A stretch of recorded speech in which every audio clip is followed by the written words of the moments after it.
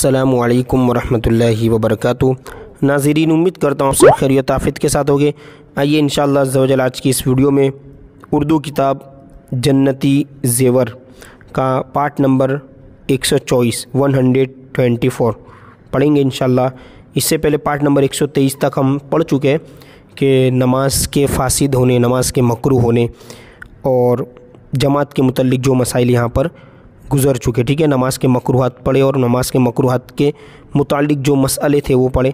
अब आइए यहाँ से नमाज तोड़ देने के आज़ार, यानी वो कौन से उज़्र है, उज़्र की जमा आज़ार, कौन सी मजबूरियाँ हैं जिसकी वजह से शरीयत ने यह हमें हुक्म दिया है कि हम अपनी नमाज को तोड़ सकते हैं। ठीक है, बग़ैर वजह के नमाज तोड़ेंगे तो वो नमाज फासिद हो जाएगी और गुनाह भी अलग होगा और उस नमाज को दोहराना भी पड़ेगा।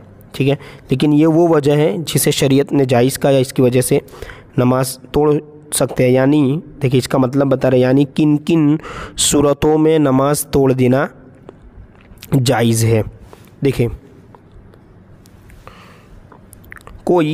मसला, कोई डूब रहा हो या आग से जल जाएगा या अंधा कुएं में गिर पड़ेगा तो इन सूरतों में नमाजी पर, यानी जो नमाज़ पढ़ रहा है वो नमाजी पर वाजिब है कि नमाज तोड़कर उन लोगों को बचाए। यानी ये जो बताया ना, अगर कोई डूब रहा है, तैरते नहीं आ रहा, कोई जा रहा है आग में जल जाएगा, या अंधा है जा रहा है कुएं की तरफ, कोई बचाने वाला नहीं। ठीक है, इन सूरतों में इन लोगों को बचाए। यूं ही अगर कोई किसी को कत्ल कर रहा हो और वो फरियाद कर रहा हो और ये इसको बचाने की कुदरत रखता हो, ये माने नमाजी इसको बचा सकता हो, तो इस पर वाजिब है कि नमाज तोड़कर उसकी मदद के लिए दौड़ पड़े, क्योंकि जान बचाना ये ज़रूरी है। देखा आगे, पेशाब पाखाना काबू से बाहर मालूम हुआ या अपने कपड़े पर इतनी कम नजासत देखी कि जितनी नजासत के होते हुए नमाज हो सकती है, यानी नापाकी देखी बाद में चालू नमाज में नज़र पड़ी, या नमाजी को किसी अजनबी औरत ने छू दिया, तो इन तीनों सूरतों में नमाज तोड़ना, ये तोड़ देना क्या है, मुस्तहब है। यानी अगर नमाज तोड़ेगा तो बेहतर है, फिर भी नमाज तो उसको दोहरानी ही पड़ेगी। ठीक है, निफल हो और निफल नमाज किसी वजह से टूट जाए तो निफल नमाज को अब दोहराना वाजिब हो जाता है। इसी तरह सांप वगैरह मारने के लिए जबकि काट लेने का सही डर हो तो नमाज तोड़ देना जायज़ है। यानी अब दूर से जा रहा है, काटने का कोई ख़तरा नहीं है, फिर नमाज तोड़ रहा है, ऐसे नहीं। अब करीब है या ऐसा लग रहा है कि आ जाएगा, काट लेगा, बिच्छू वगैरह डंक मार देगा। ठीक है, इसी तरह कोई भी तकलीफ़ देने वाला जानवर है और अंदेशा है, खौफ है कि वो हमें काट लेगा या डंस लेगा, तो इस सूरतों में नमाज तोड़ सकते हैं। ठीक है, अपने या किसी और के दिरहम के नुकसान का डर हो, यानी अपना माल हो या किसी दूसरे का दिरहम यानी माल।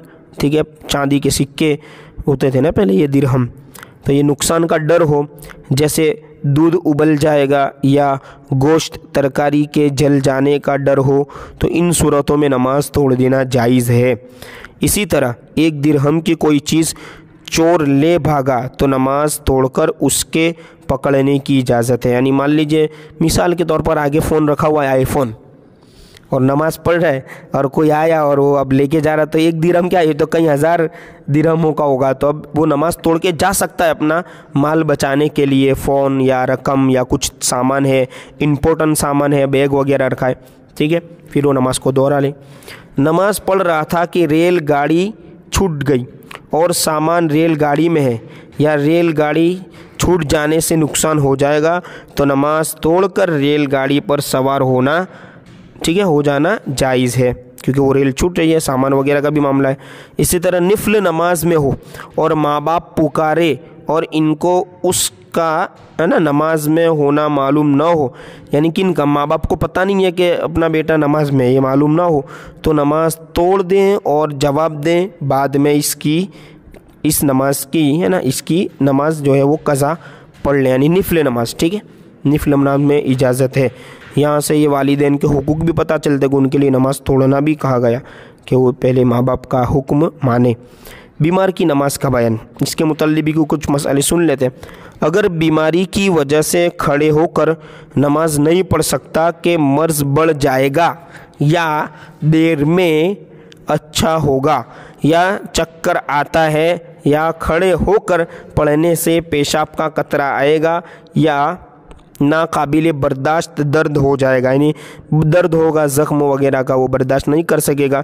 तो इन सब सूरतों में बैठकर नमाज पढ़े। यानी बीमारी है ना, ठीक है, खड़े होकर वो नहीं पढ़ सकता, या फिर खड़े होकर पढ़ेगा तो उसकी बीमारी बढ़ जाएगी, ठीक है, तो बैठकर नमाज पढ़े।